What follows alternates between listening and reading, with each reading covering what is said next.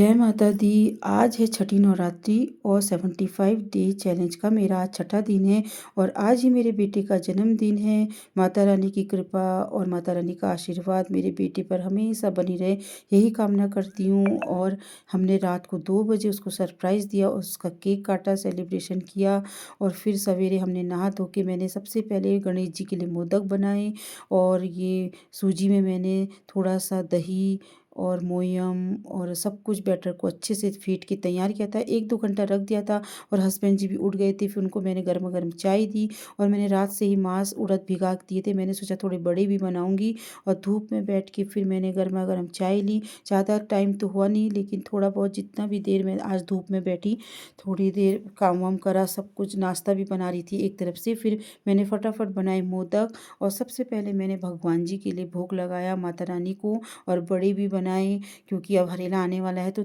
बड़े ज़्यादा नहीं बनाए, थोड़ा प्रसाद के लिए ही बनाए थे। और फिर मैंने इष्ट देव के लिए और माता रानी के लिए भोग लगाया और गौ माता के लिए और अपने पितृ देवता के लिए अलग से निकाला। और फिर मैं चली गई मंदिर। मंदिर में माता रानी के दर्शन किए और मौसम भी आज बादल लगे हुए थे, हल्की हल्की धूप आ रही थी। फिर घर आके मम्मी लोगों को नाश्ता कराया, घर का सारा काम निपटाने के बाद मैं चली गई शॉप में।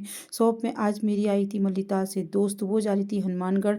थोड़ी देर उसके साथ बैठी, गपशप मारी और फिर हम थोड़ा डांट में चले गए धूप और नज़ारा देखने के लिए। वहाँ मुझे एक अचानक मौसी से मुलाकात हुई, उनसे थोड़ी देर गपशप मारी और फिर मैं आ गई शॉप में। शॉप में करना था मुझे माता रानी के आजकल बहुत कपड़े आ रहे हैं, हर किसी को जल्दी हम मैंने देने हैं, मैं उनको तैयार किया। फिर शाम को अचानक मम्मी आई, 4 बजे सरप्राइज़ दिया और बच्चों को देखकर बच्चों इतने खुश हो गए, नानी को देखकर खूब हंसी मजाक करी।